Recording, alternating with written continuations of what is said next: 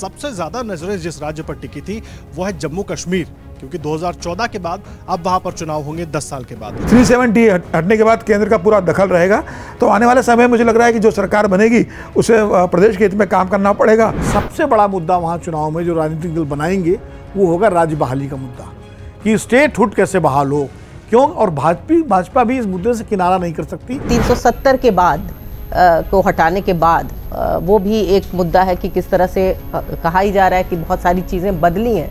अब वो जो बदली हैं वो जब वोटिंग होगी तो फिर देखा जाएगा कि उसमें कितना कुछ और असर हुआ है। तो हरियाणा में अलग अलग सीटों पे अलग अलग पैटर्न है। अब इनेलो और बीएसपी ये दोनों मिलकर लड़ रहे हैं। मूल बात हमारा यही है कि जम्मू कश्मीर का इस बार का जो चुनाव है उसमें देखा जाएगा कि वहाँ के लोग मुद्दों के रूप में क्या रिएक्ट कर सकते हैं, पार्टिसिपेशन कितना होता है, और ये मैसेज पूरी दुनिया में जाएगा कि जम्मू कश्मीर ने अब भारतीय लोकतंत्र को एक्सेप्ट कर लिया। एक्सेप्ट ही नहीं, उससे उसको फायदे हुए हैं।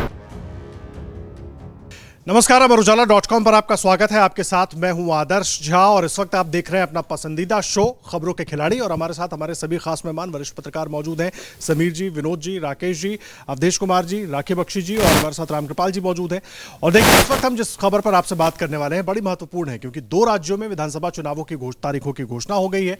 हरियाणा में किस तरह का समीकरण है, लगभग उसको लेकर बात होती रहती है, लेकिन सबसे ज्यादा नजरें जिस राज्य पर टिकी थी वो है जम्मू कश्मीर, क्योंकि 2014 के बाद अब वहां पर चुनाव होंगे 10 साल के बाद। और 5 अगस्त 2019 को अनुच्छेद 370 को वहां से हटाया गया था। उसके बाद बीजेपी यानी कि केंद्र की तरफ से यह दावा किया गया कि परिस्थितियां वहां पर बदली हुई हैं, और उन बदली परिस्थितियों में बहुत कुछ बदला है। तो इस बार के चुनाव को लेकर क्या बदला है वो जानने समझने की कोशिश करेंगे। हरियाणा के क्या समीकरण है वो भी जानने समझने की कोशिश करेंगे। समीर सर, इस चर्चा की शुरुआत आपसे करूंगा मैं। दोनों राज्यों में चुनाव की घोषणा हो गई। सबसे पहले अब हरियाणा में लेकर हम कई बार बात करते रहे हैं, लेकिन मैं थोड़ा इसको शुरू जम्मू कश्मीर से करना चाहूँगा। 10 साल के बाद चुनाव होगा, बहुत कुछ बदला होगा है। वहाँ की जनता की मांग थी, इसलिए आज से हमने हटाया। किस तरह का प्रभाव, किस तरह का चुनाव होने की उम्मीद कर रहे हैं, किस तरह के समीकरण, मतलब अभी किस तरह से देखा जाए परिस्थिति को? 14 के बाद सिर्फ चुनाव नहीं हो रहा है वहाँ पर, 10 साल बाद चुनाव हो रहा है, ये बहुत महत्वपूर्ण बात नहीं है। सबसे महत्वपूर्ण बात है कि उसके वहाँ पर अब पूरा ढांचा जम्मू कश्मीर का बदल गया। 2 राज्यों में टूट गया, एक जम्मू कश्मीर हो गया, एक लद्दाख में बदल गया है। सीटों का परिसीमन हो चुका है। रंजना देसाई की अध्यक्षता में केंद्र सरकार ने एक परिसीमन आयोग का गठन किया था, जिसे जम्मू कश्मीर अंदर सीटों के लिए पुनर्गठित करना था। तो अब वहाँ पर 90 सीटें हो गई है। 43 सीटें कश्मीर से, जम्मू से है, और 47 सीटें अब कश्मीर से हो गई है। मतलब कश्मीर में 1 सीटें बढ़ गई है और 6 सीटें जम्मू के अंदर बढ़ गई है। इस तरीके से वहाँ 90 सीटों में हो गया है। पहली बात, वहाँ अनुसूचित जनजाति के लिए भी सीटें आरक्षित की गई है। टोटल मिला के 9 और 7 सीटें अनुसूचित जनजाति और एसटी के लिए आरक्षित की गई है। तो मुझे लग रहा है कि इस बार 370 के बाद चुनाव होने जा रहा है।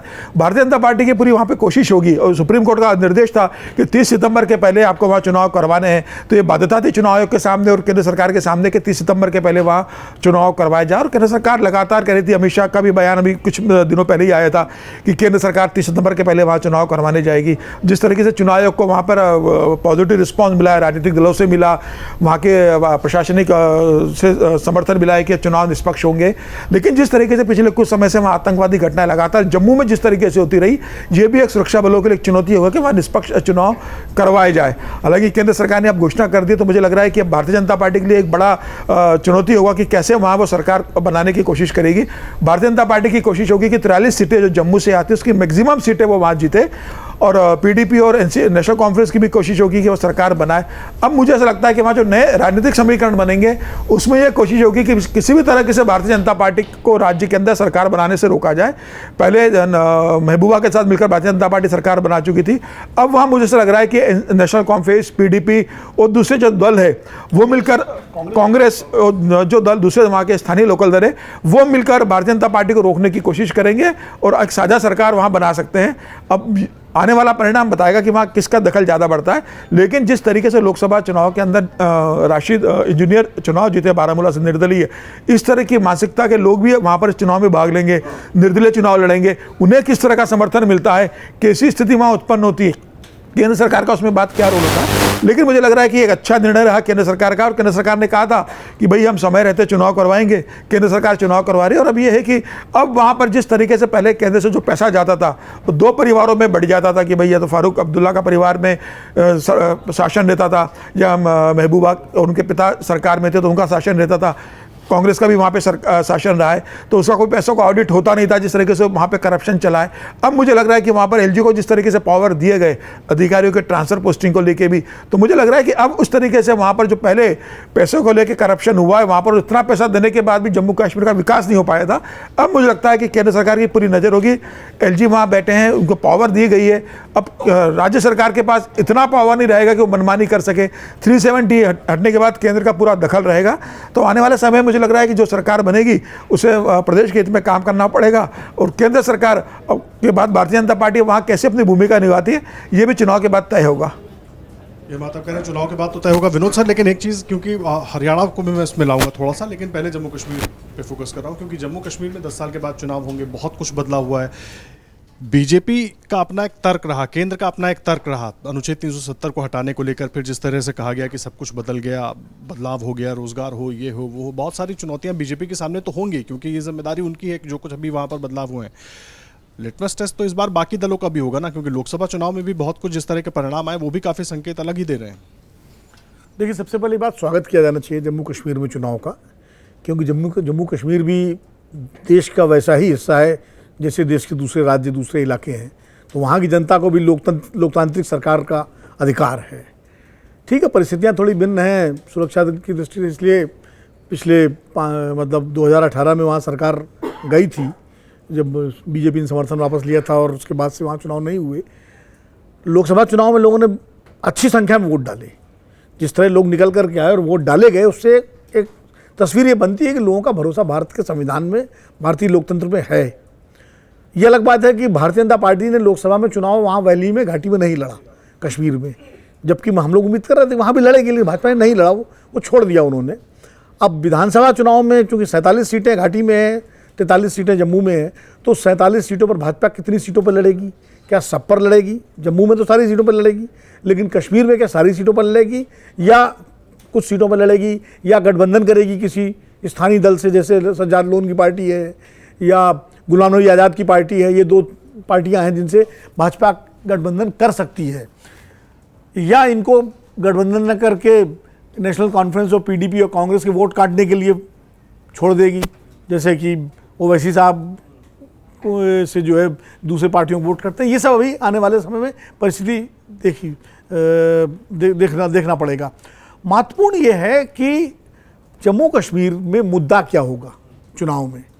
मुझे लगता है, जो मेरा अपना असेसमेंट है, बाकी मुद्दे तो हो गई, 370 हटाए जाने के बाद, 35 से रिपील किए जाने के बाद ये पहला चुनाव हो रहा है।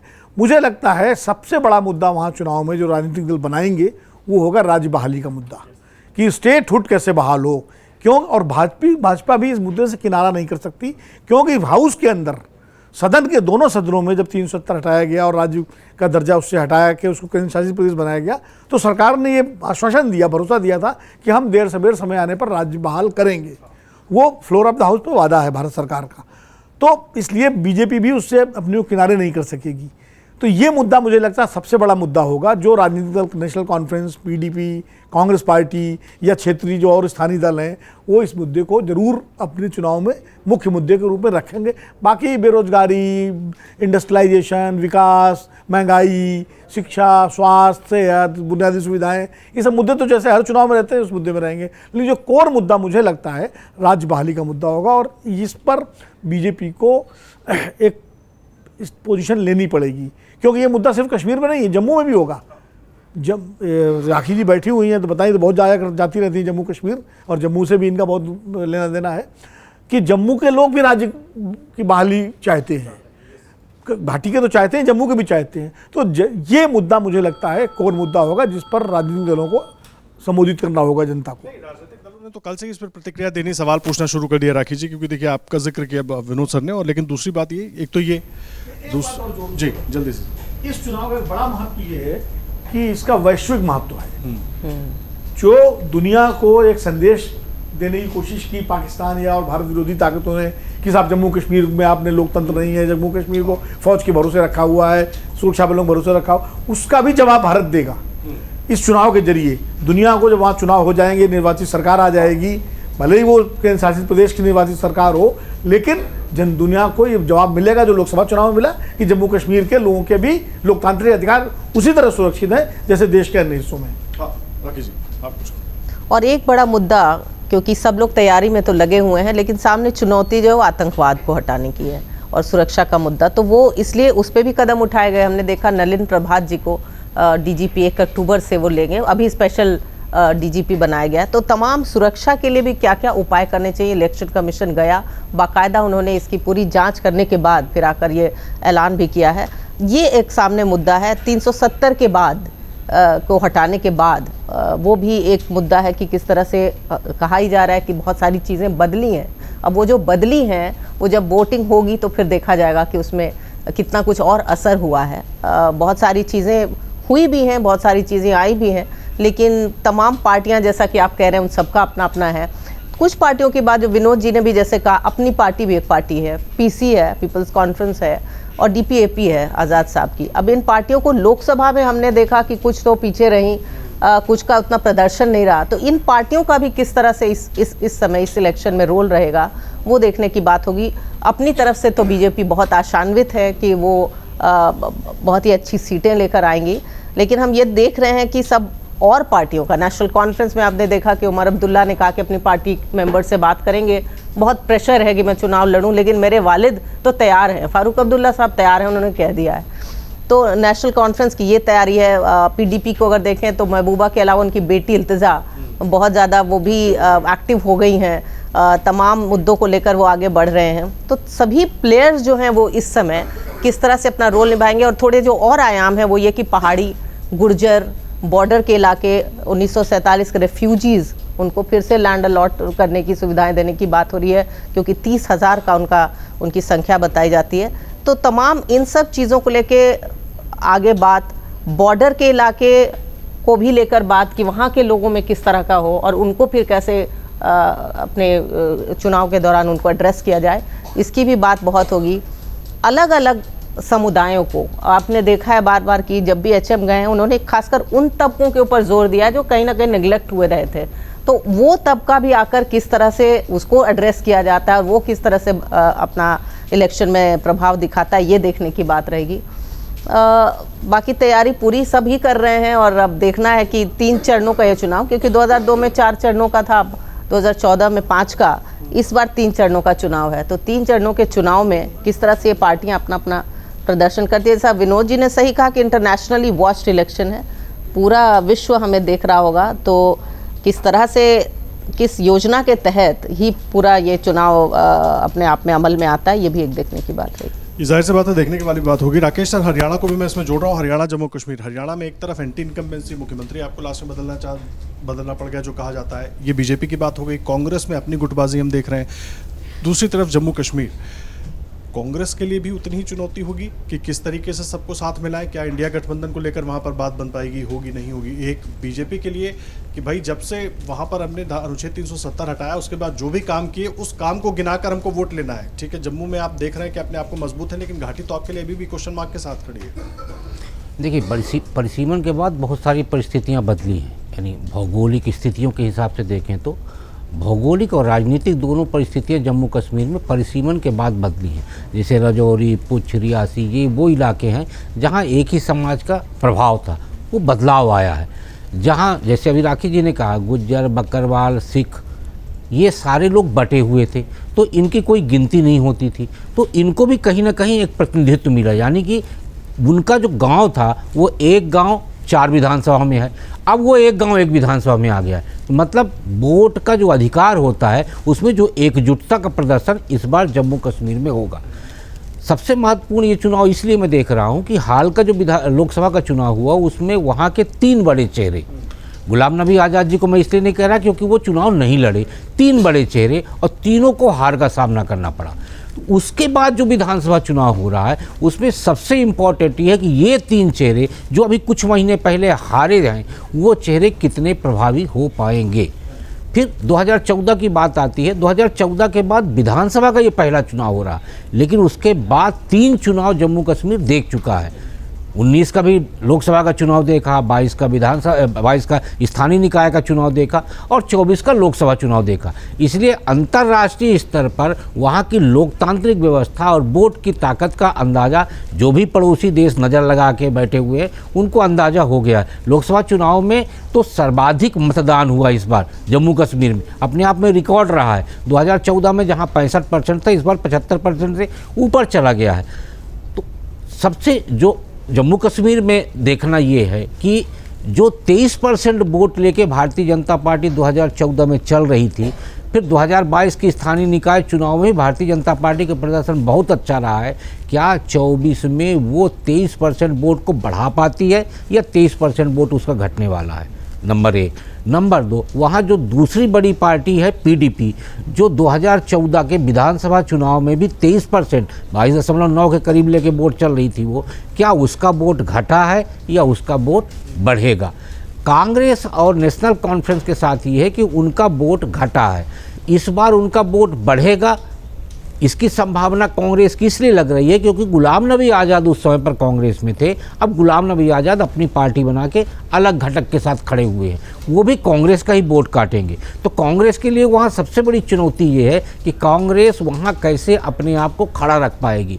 लेकिन 2 जो क्षेत्रीय दल हैं जो जम्मू कश्मीर में अपना दावा करके चल रहे हैं, नेशनल कॉन्फ्रेंस और पीडीपी, इनके अस्तित्व का संकट इस बार खड़ा होगा। यदि वो अपना वोट बढ़ा पाएंगे तो ठीक, नहीं बढ़ा पाए तो इनका भविष्य चौपट हो जाएगा, पीडीपी और नेशनल कॉन्फ्रेंस का।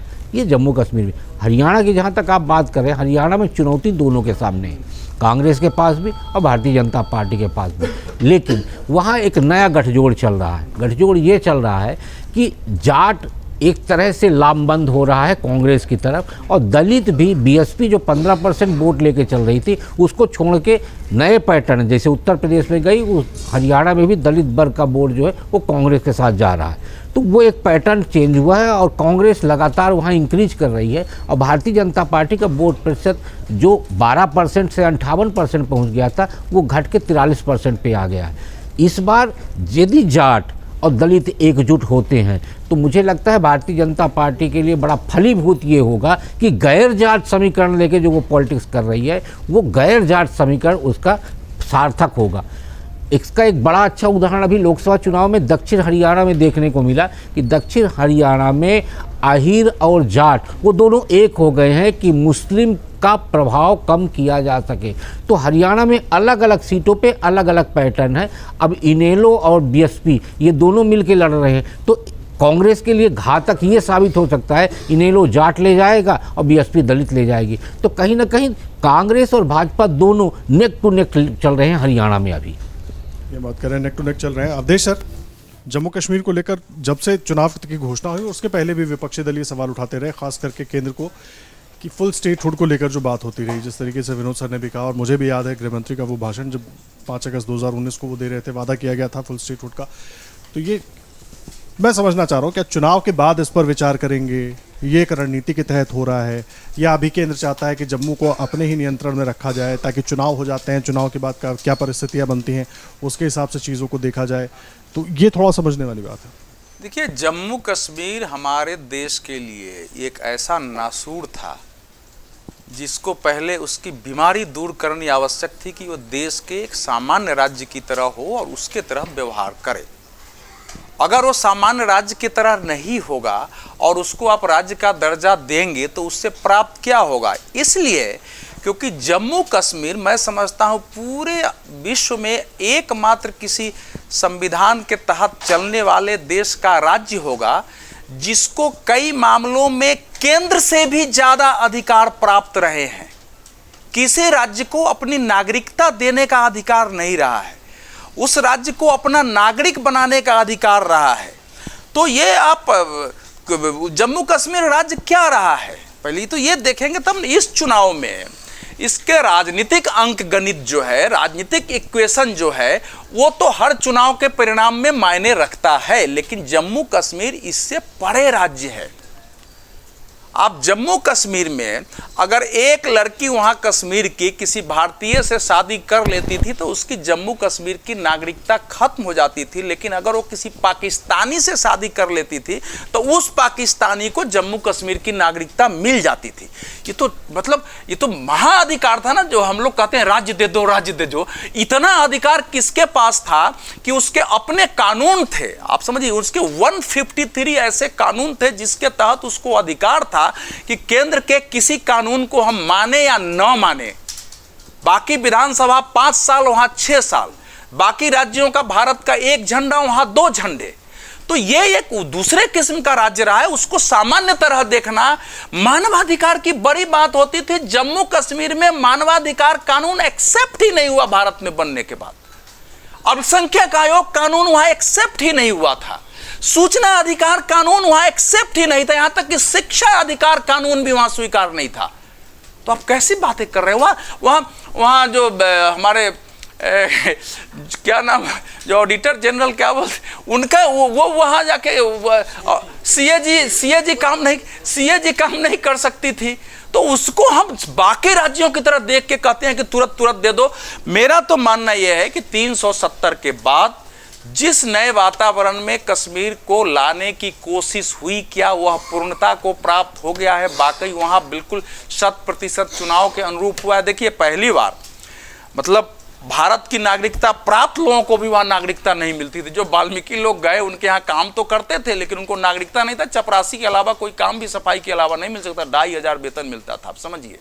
वो पीएचडी भी कर जाए तब भी उसको जो है नौकरी नहीं मिल सकती थी। पश्चिम पाकिस्तान से आए लोगों को नौकरी मिल नहीं सकती थी। पहली बार डीडीसी का जब चुनाव हुआ 2021 दिसंबर में, तब उन लोगों ने मतदान किया है। तो एक नए वातावरण में ये चुनाव है। वहाँ के केंद्र के 144 कानून लागू हुए हैं, वहाँ के कानून खत्म कर दिए गए हैं। जो केंद्र का अर्बन लॉ एक्ट था वो वहाँ लागू हुआ है, जिससे वहाँ निवेश वगैरह आ रहा है। पॉलिटिकल सोच कितनी बदली है, ये केवल स्थानीय चुनाव में तो थोड़ा दिखा है, लोकसभा चुनाव में उस रूप में प्रतिबिंबित नहीं हुआ कि भारतीय जनता पार्टी ने वहाँ से चुनाव नहीं लड़ा, राशिद से जीत गए हैं। तो कश्मीर को अभी सामान्य धारा में लाने की आवश्यकता है। पहली बार जो है शेड्यूल ट्राइब्स के लिए 9 सीटें आरक्षित है। हालांकि राजौरी और पूंछ में अभी ये लड़ाई चल रही है कि हमारा डिलिमिटेशन सही नहीं हुआ है, हमारे यहाँ शेड्यूल ट्राइब्स की आबादी ज़्यादा है, सीटें कम दी गई है, हमारी सीटें बढ़ाई जाए। जब चुनाव आयोग गए थे तो वहाँ ये मांग हुई है। वहाँ एक बड़ा वर्ग है जो मानता है कि अभी चुनाव का वाकई समय नहीं आया था। तो बहुत सारी बातें वहाँ है, लेकिन सेंटर चुनाव करा रही है, तो हम लोग अभी इसको देखेंगे कि इस चुनाव में कैसे शक्तियां उभरती हैं, क्या होता है वो देखेंगे। पॉलिटिकल शक्तियां बीजेपी ने कोशिश जरूर की कि ये 2 परिवार जो निहायत ही मतलब एक प्रकार से राजशाही से भी बड़ी ताकत लेके अपने अनुसार राज्य को चलाती रही हैं, उनके अलावा छोटी छोटी नए युवाओं के नए लोगों की राजनीतिक शक्तियां खड़ी हो, उसमें अभी तक बहुत सफलता नहीं मिली है। लेकिन फिर भी अब वहाँ पत्थरबाजी नहीं है, थोड़ा सा तिरंगे झंडे हमने सब जगह देखा है लहरा रहे हैं, तो एक वातावरण बदला हुआ तो है। उस बदलाव में लोग वोट निकल रहे हैं। 14% वोट तो हुआ था 2009 में, जो श्रीनगर का वोट था वो 7% था। इस बार हमने देखा 56% वोट हुई है। बीजेपी को सबसे ज़्यादा लोकसभा चुनाव में वोट है। अगर खाटी से लड़ती तो और भी एक्ट करती, तो अब वो देखना है। लेकिन मूल बात हमारा यही है कि जम्मू कश्मीर का इस बार का जो चुनाव है उसमें देखा जाएगा कि वहाँ के लोग मुद्दों के रूप में क्या रिएक्ट कर सकते हैं, क्योंकि मुद्दों तो बनेंगे रामकृपाल सर। 370 को फिर से मुद्दा बनाया जाएगा, 370 के फायदे गिनाए जाएंगे और तमाम अलग अलग चीज़ें। ये जम्मू कश्मीर की एक परिस्थिति होगी और हरियाणा की चुनौती। देखिए, मैं भविष्यवक्ता नहीं हूँ, लेकिन मैं आशावादी हमेशा रहता हूँ। और कश्मीर के मामले में एक शेर से शुरुआत करता हूँ कि भाई आखिरी है मेरा नहीं, आपका आखिरी नहीं होगा। रोशन कहीं बाहर के इम्कान हुए तो हैं। देखिए, कुछ दिन पहले ही लोकसभा के चुनाव हुए थे। मैं एक चैनल पे बैठा हुआ था और आखिरी फेज का चुनाव था। जम्मू कश्मीर में भी महाराष्ट्र में भी शाम का समय था, पोलिंग परसेंटेज आ रहा था और हमारे साथ और भी पैनल में लोग थे। पहली बार देखा मैंने कि जम्मू कश्मीर का जो पोलिंग परसेंटेज था वो महाराष्ट्र के पोलिंग परसेंट से ज़्यादा था। तब भी मैंने ये कहा था, यही शेर मैंने पढ़ा था कि रोशन कहीं बाहर के इम्का हुए तो हैं। मुझे इस कश्मीर इलेक्शन, इस मामले में याद रखना है कौन जीतता है कौन हारता है नहीं, जो लोकसभा का पैटर्न था। यानी मेरा ये कहना है कि जो पावर का डिसेंट्रलाइजेशन है, पैसे का जो डिसेंट्रलाइजेशन है, वो आम आदमी तक जो वहाँ पहुँच रहा है, वो लोकतंत्र के लिए एक बहुत अच्छी चीज़ है। और मैं इस चुनाव को इस मामले में देखूंगा कि कितना, कौन जीतता है कौन हारता है नहीं, पार्टिसिपेशन कितना होता है। और ये मैसेज पूरी दुनिया में जाएगा कि जम्मू कश्मीर ने अब भारतीय लोकतंत्र को एक्सेप्ट कर लिया। एक्सेप्ट ही नहीं, उससे उसको फ़ायदे हुए हैं। और 370 इज़ द पास्ट टेंस। जो अवधेश जी तमाम बातें बता रहे थे, वो तो 370 के साथ ख़त्म हो गई ना। तो मेरा ये कहना है कि जम्मू कश्मीर का चुनाव परिणाम में ये देखा जाएगा कि पार्टिसिपेशन क्या है, और हरियाणा के रिजल्ट में ये देखा जाएगा कि इंडिया अलायंस और मोदी, क्या मोदी के 5 साल पूरा कर पाएंगे नहीं। हरियाणा से जो आएगा फिर इस पे बहस शुरू होगी। यानी वहाँ देखा जाएगा कि कौन सी पार्टियाँ जीतती हारती हैं। और जम्मू कश्मीर इस मामले में होगा कि कितना पार्टिसिपेशन होता है।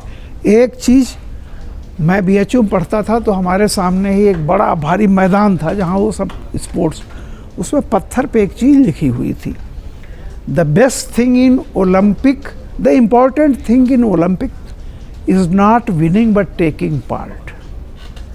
तो मैं जम्मू कश्मीर के लिए यही मानता हूँ।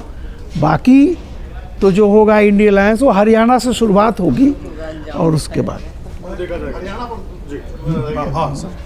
देखिए हरियाणा का चुनाव इसलिए महत्वपूर्ण, पहले तो मुझे एक चीज़ नहीं समझ में आई कि महाराष्ट्र को क्यों छोड़ दिया चुनाव आयोग ने, जबकि पिछली बार लगातार महाराष्ट्र और हरियाणा अभी वन नेशन वन इलेक्शन की बात आपने की और इसको लेकर तमाम सवाल उठ रहे हैं और 3 राज्यों में एक साथ चुनाव नहीं कर पा रहे हैं कि 3 नवंबर को हरियाणा का आखिरी है विधानसभा का, है ना? नहीं, 1 नवंबर को चुनाव है, 4 को नहीं, मतलब 3 नवंबर अक्टूबर वहाँ विधानसभा का वो है, आखिरी होता है। तो थोड़ा ये पहले है। महाराष्ट्र और झारखंड के लिए अभी मुझे याद है महाराष्ट्र हरियाणा दोनों एक साथ ही खत्म हो रही है, मतलब एक ही साथ। देखिए हरियाणा महाराष्ट्र के चुनाव में फॉलो कर रहा हूँ, 2009 में भी एक साथ हुए थे, नहीं साथ हुए थे, मतलब और 2014 में भी एक साथ हुए और एक साथ ही होते थे। लेकिन क्यों रोका गया, उसका जो कारण दिया हमारे मुख्य चुनाव आयुक्त ने, वो कारण मेरी समझ से परे। उन्होंने कहा वो त्यौहार है वहाँ पर, तो त्यौहार तो जम्मू में भी है, दिवाली दशहरा, त्यौहार तो हरियाणा में भी है। अब जो भी कारण रहा हो, चुनाव आयोग बेहतर जानता है। लेकिन विधानसभाओं का एक्सपायरी मतलब खत्म, समाप्ति की अवधि मुझे लगता है 2 अलग अलग है। वो भी, लेकिन जहाँ तक मुझे याद है हमने पहले से रिपोर्ट कराया था, चुनाव आयोग का अधिकार है, वो तो 26 नवंबर को वहाँ लास्ट है, वो पहले तक हो जाएगा, उसके पहले हो सकता था। हाँ, 3 नवंबर और 26। लेकिन हरियाणा की जहाँ तक बात है, मुझे तो लगता है कि शायद इसलिए हरियाणा इंपॉर्टेंट है कि हरियाणा में जो लोकसभा के नतीजे थे वो बराबर थे, 5-5 सीटें। बीजेपी ढलान पे थी, नतीजों के हिसाब से 10 से 5 आई थी, कांग्रेस 0 से 5 पे आई थी, इंडिया अलायंस जो है। अब इंडिया गठबंधन में क्या है, वहाँ कांग्रेस और आम आदमी पार्टी। इस बार मुझे नहीं लगता कि आम आदमी पार्टी का गठबंधन होगा वहाँ हरियाणा में, वो अलग लड़ेगी दिल्ली की और हरियाणा में। आम आदमी पार्टी के अलग लड़ने का चुनाव का नतीजा पर क्या असर पड़ेगा, क्योंकि आम आदमी पार्टी जो अभी हमारे मित्र राकेश शुक्ला जी कह रहे थे जाट वर्सेस गैर जाट, तो आम आदमी पार्टी का भी जो जनाधार हरियाणा में वो गैर जाटों में है। तो अगर वो अलग लड़ती है तो क्या उससे बीजेपी को कुछ नुकसान हो सकता है? तो ये भी एक हरियाणा का टेस्ट केस होगा, हरियाणा का चुनाव महत्वपूर्ण होगा। और दूसरी बात ये है कि जो कांग्रेस पार्टी है हरियाणा में, वहाँ जो तमाम ग्रुप माने जाते हैं, जैसे भाई हुड्डा जी का ग्रुप है, सुरजेवाला का अलग है, शैलजा का अलग है, ये किरण चौधरी चली गई, कैप्टन अजय यादव हैं, क्या ये गुट एकजुट होकर के पार्टी के लिए लड़ेंगे या अपने अपने लिए लड़ेंगे? अगर पार्टी के लिए लड़ेंगे तो निश्चित रूप से कांग्रेस का फायदा होगा, अगर अपने अपने लिए लड़ेंगे तो नुकसान होगा। लड़ाई तो सोशल मीडिया पर दिख रही है, तो नहीं, देखो वो तो लड़ाई बीजेपी में भी है। वो आपके जो है वो कौन मंत्री हैं, वो जो विज साहब, वो शपथ ग्रहण तक में नहीं गए थे नवाब सिंह सैनी के, नायब सिंह सैनी के, तो वो तो दोनों पार्टियों में होता है। लेकिन जब चुनाव आता है तो पहले सरकार तो बनाओ, लड़ाई तो बाद में हो जाएगी, ये भी तो एक मैसेज होता है। तो ये भी देखना महत्वपूर्ण है। टिकटों के बंटवारे से सारी चीजें तय होंगी, लेकिन कुल मिला के कांग्रेस में वहाँ भूपेंद्र सिंह हुड्डा का ही वर्चस्व रहेगा, क्योंकि जनाधार उनके पास है। क्या परिस्थिति है, सभी वरिष्ठ मेहमानों ने हमारे आपको बताया है। चुनाव की अभी घोषणा हुई है, बहुत सारी परिस्थितियां अब लगातार बदलेंगी, क्योंकि सीटों को लेकर बात होगी, पार्टियों में किस तरह का सामंजस्य है उसको लेकर बात होगी। लेकिन जम्मू कश्मीर में जिस तरह से रामकृपाल सर ने भी बात कही और आप सब ने भी बात कही कि नज़र इस बात पर होगी कि चुनाव तो होंगे लेकिन पार्टिसिपेशन किस तरीके से होगा। और जैसे हमने लोकसभा में वहाँ पर वोट प्रतिशत बढ़ते देखा, उसके मायने और विधानसभा में, क्योंकि जब मुद्दे भी बदलेंगे, मुद्दे थोड़ा और करीब आ जाएंगे, तो उनके किस तरीके से मायने लोग निकालेंगे और मतदान करने के लिए निकलेंगे। इसलिए सिर्फ हमारी नहीं, पूरी दुनिया की शायद वहाँ पर नजर लगी रहेगी।